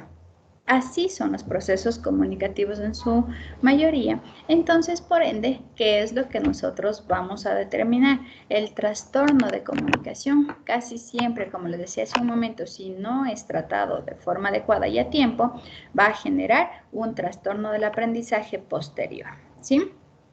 Prácticamente los trastornos de la comunicación son estas alteraciones del neurodesarrollo como tal, donde el niño no posee la capacidad para comunicarse de forma adecuada, ¿no?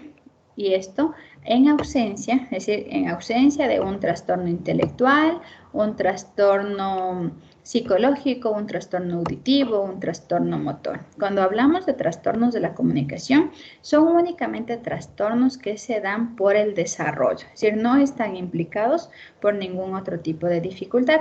A veces sí van a ser secundarios a, pero no determinados como una causa específica, es decir, si nosotros tenemos un paciente con discapacidad intelectual, por ende, puede generarse un trastorno de la comunicación, que haya tal vez un trastorno fonético-fonológico que no se pronuncie de forma adecuada. Pero el trastorno de la comunicación aquí viene a ser secundario a un diagnóstico principal, ¿sí? Eso debemos tomar muy en cuenta. Dentro de lo que corresponde a los trastornos del aprendizaje, nosotros tenemos alteraciones a nivel biológico, que prácticamente es el deterioro de las estructuras corticales que están vinculadas al lenguaje. Eso ya lo estudiamos, ¿verdad? Área de Broca, Wernicke y el fascículo arqueado. Tenemos también todo lo que corresponde a los elementos ambientales. También tenemos aquí toxinas, consumo de drogas en el embarazo, causas genéticas, como cualquier tipo de trastorno genético como tal. Y también tenemos aquí la presencia, por ejemplo, de las afasias, que son estas dificultades en el lenguaje expresivo y comprensivo, que ya lo hablamos, la afasia de Broca, la afasia de Wernicke, recuerden. Tenemos las disfemias, que son la falta de fluidez. Tenemos la disartria, que es la dificultad para articular. Es decir, estos están dentro de los trastornos del lenguaje. Pero también dentro de lo que corresponde al DSM-5, nosotros tenemos los trastornos del lenguaje con implicación en el lenguaje expresivo y en el lenguaje comprensivo, ¿sí? Todo lo que corresponde a los trastornos de la comunicación. Y como otros trastornos del desarrollo neurológico que en algún momento les comenté, estos son prácticamente donde hay una dificultad en el desarrollo del niño, pero que no puede ser incluida en ninguna de las anteriores. Es decir, hay un deterioro significativo en el cumplimiento de algún tipo de aspecto dentro del desarrollo del niño, pero no se pueden clasificar en ningún otro de los que ya habíamos hablado con anterioridad. Es decir, el niño puede presentar dificultades a nivel del aprendizaje, pero no corresponde a ninguno, no es una dislexia, no es una disgrafia, no es una discalculia, no es un trastorno de comunicación, es decir, algo le pasa al niño, pero no existe no tiene la información necesaria o no cumple con las pautas diagnósticas para ser un trastorno de los que hemos hablado con anterioridad. Por ejemplo, podemos hablar de un TDAH que el niño presenta tal vez 4 de las 5 necesarias de estas 9 estructuras a nivel de estas sintomatologías, perdón, a nivel del TDAH, pero no puede ser incluido en este. Es decir, no cumple con las pautas diagnósticas para cualquiera de los anteriores, aun cuando hay un deterioro significativo en este cumplimiento de los hitos de desarrollo. Esta es, yo suelo decirlo a nivel, les soy sincera, a nivel de la cotidianidad. Este es como un comodín. Es que algo pasa, pero no sabemos qué. No encaja en ninguno. Entonces, podemos colocar de manera en un diagnóstico previo, un diagnóstico presuntivo, como otros trastornos del desarrollo neurológico. Es decir, no corresponde a ninguno, pero algo está pasando. Es decir, no puedo decir que no tiene nada, pero tampoco puedo encajarle en alguno de los otros. ¿Qué implica esto? Que tenemos que seguir estudiándolo para determinar qué es lo que está pasando con el niño. Hasta aquí, un poquito de forma rápida, todo lo que corresponden los trastornos del neurodesarrollo. Ahora bien, con esto nosotros terminaríamos ya directamente su temática con, hemos visto el trastorno del espectro autista, el TDAH, los trastornos del aprendizaje, los trastornos de la comunicación, los trastornos motores, los trastornos del desarrollo intelectual y otros trastornos neurológicos. ¿Qué es lo que vamos a hacer en este momento? Nosotros tenemos ya el examen el día de mañana. Simplemente recomendaciones, un poquito de cosas que han cambiado a nivel de este examen. Nosotros vamos a tener un control un poquito más fuerte con ustedes, o al menos en mis asignaturas. Se nos dio un poquito de libertad en relación al manejo del examen. Entonces, por ende, no sé cómo irán a trabajar en las otras asignaturas, pero al menos en bases biológicas de la psicología y en dirección de equipos, vamos a trabajar el examen el día de mañana de 8:30 a 9 de la noche. Como nosotros prácticamente yo creería que adelantamos la clase, es lo que hemos hecho el día de hoy, pero tomando en cuenta las temáticas. Es decir, ¿qué es lo que tendríamos que haber hecho nosotros el día de mañana? Tener el examen de 7 a 7:30 y posterior, a partir de las 7:30, dar simplemente una retroalimentación del examen. Al momento no vamos a hacer eso. Yo creería, o no sé si ustedes me dicen si me equivoqué, que necesitábamos más bien hacer terminar la materia. Al momento, después de darle las indicaciones, vamos a hacer un repaso rápido para el examen, que yo creo es mucho más productivo que una retroalimentación posterior al examen. Sería cuando hemos dado el examen y ya cuando hemos fallado o hemos acertado, que yo estoy más que segura que hemos acertado en la mayor parte de la información, ¿sí? ¿Qué es lo que vamos a hacer? El día de mañana vamos a ver la primera parte. Bueno, vamos a hacer un cambio.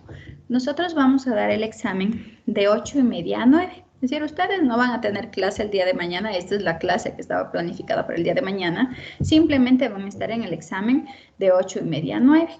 Antes del examen, no va a haber una clave para el examen, ni se va a prender la cámara para el examen en la plataforma del EVA.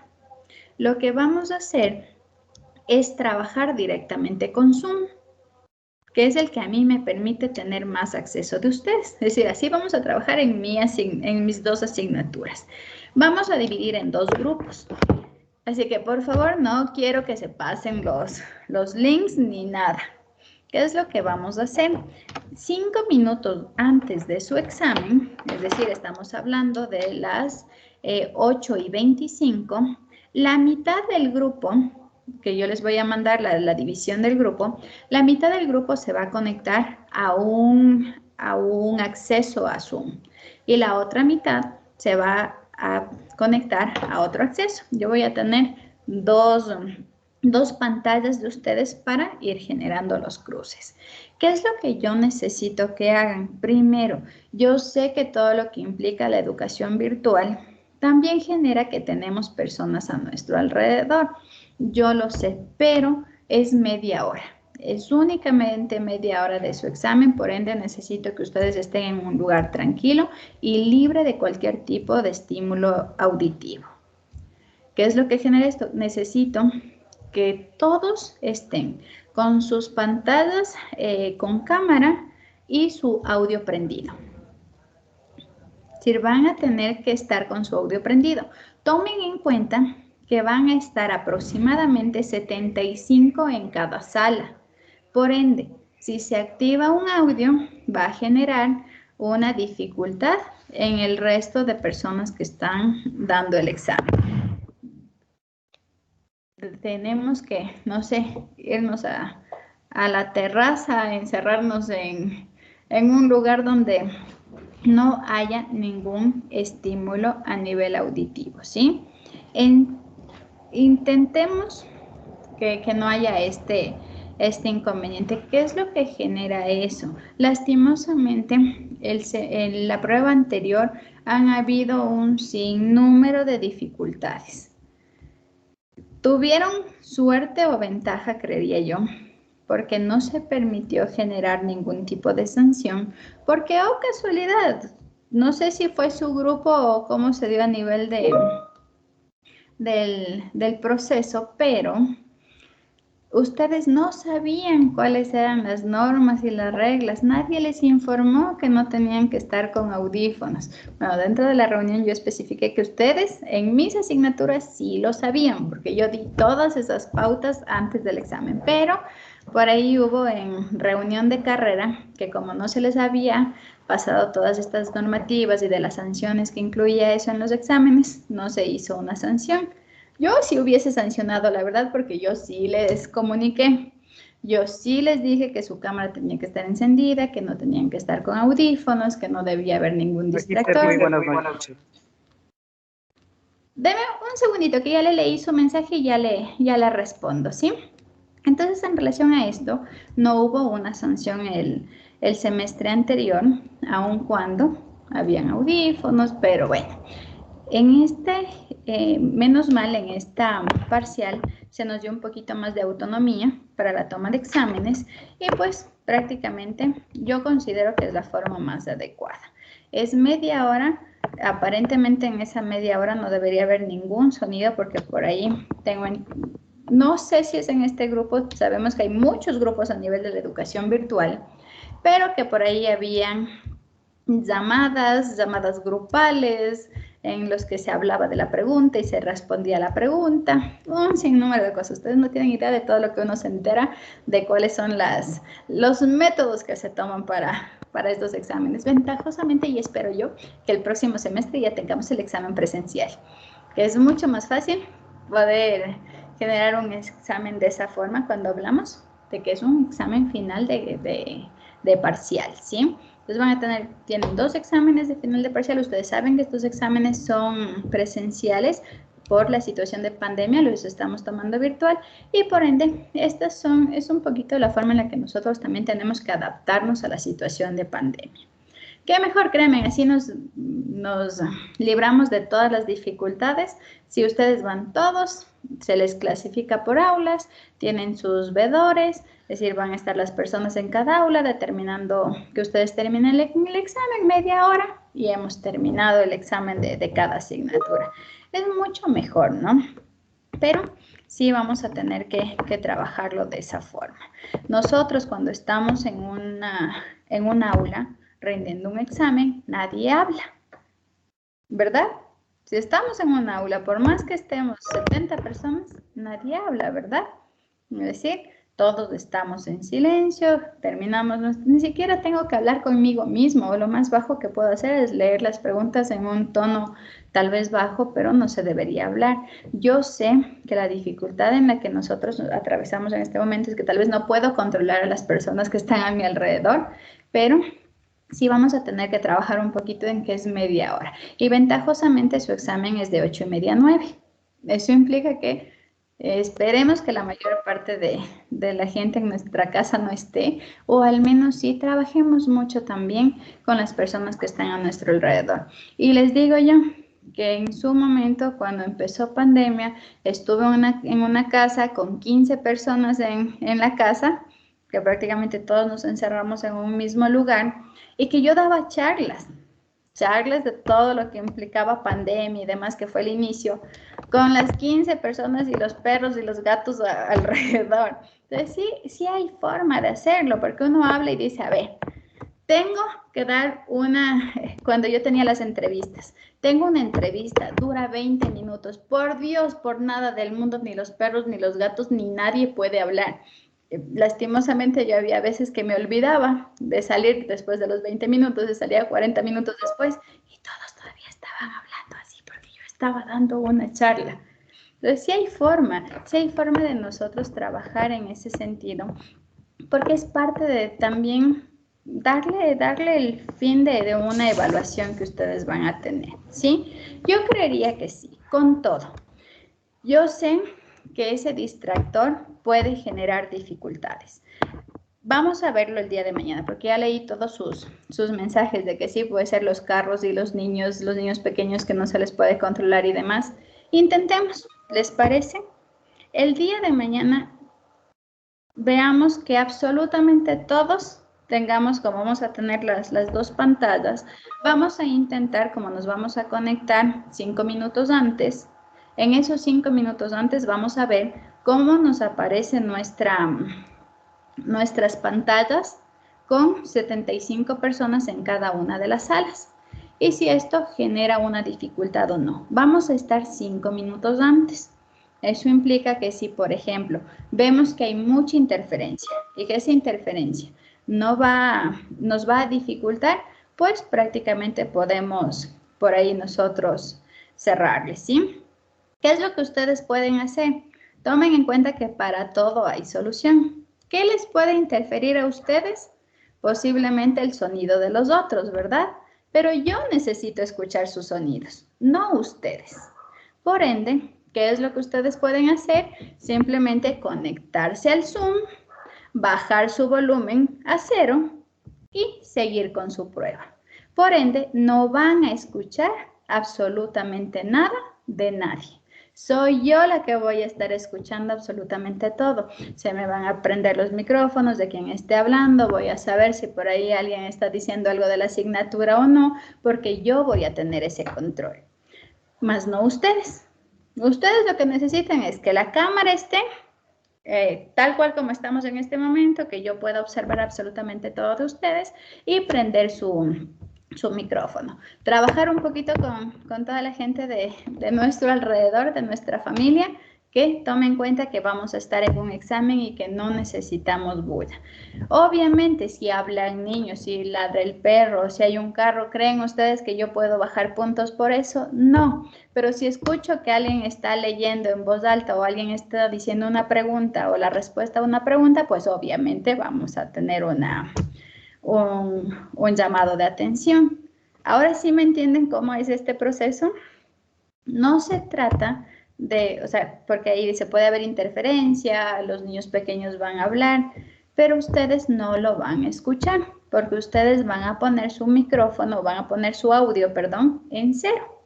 Y así ustedes no lo van a escuchar y no va a interferir en que tal vez estamos escuchando todos los sonidos y no me estoy concentrando en el examen. Soy yo la que voy a estar aquí con 155 sonidos en 2 pantallas, ¿sí? Por eso no se preocupen, yo ya me encargo de eso en la media hora y ustedes solo se preocupan de su examen. Ahora sí está un poquito más claro y no genera tanta dificultad.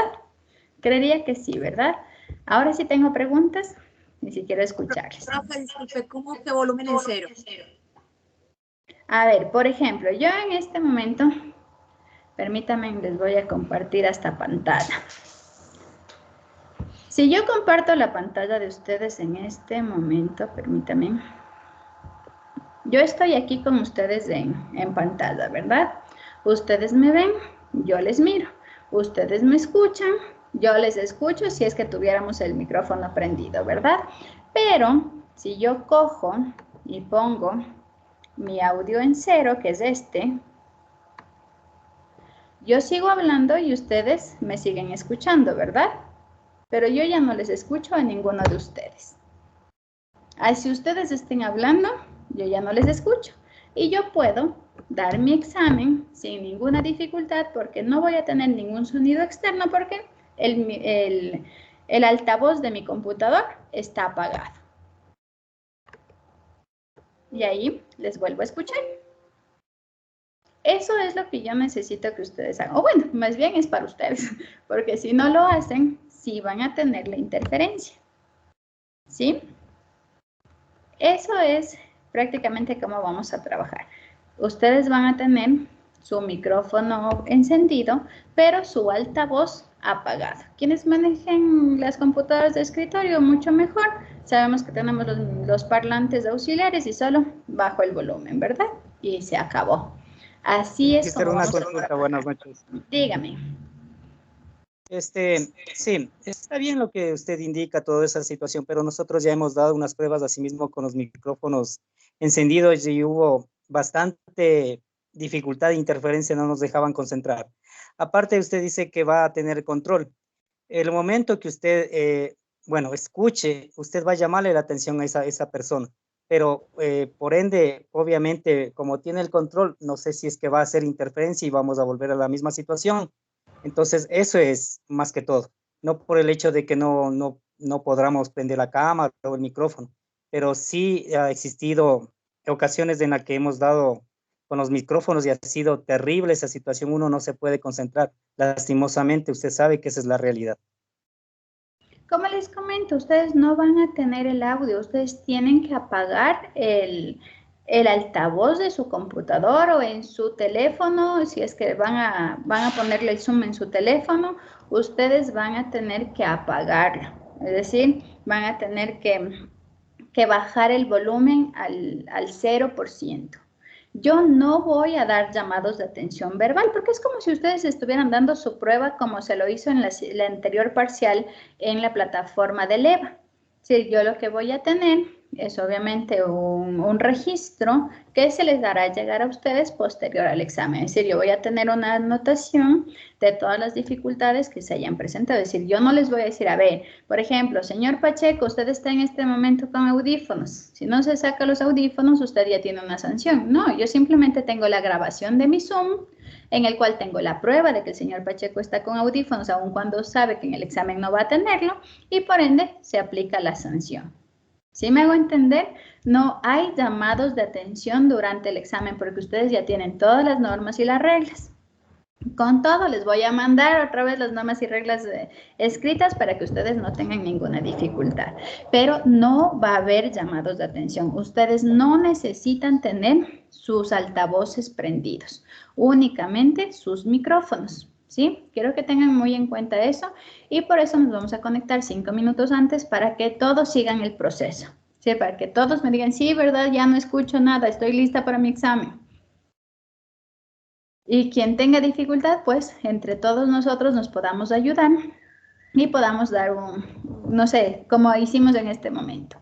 Póngase en tal parte, ponga solo tenemos que bajar el volumen de nuestro computador o de nuestro teléfono. Otra consultita, ¿el examen es a través de un enlace para el EVA también? Sí, el examen tal cual como en el EVA. ¿Sí? Es decir,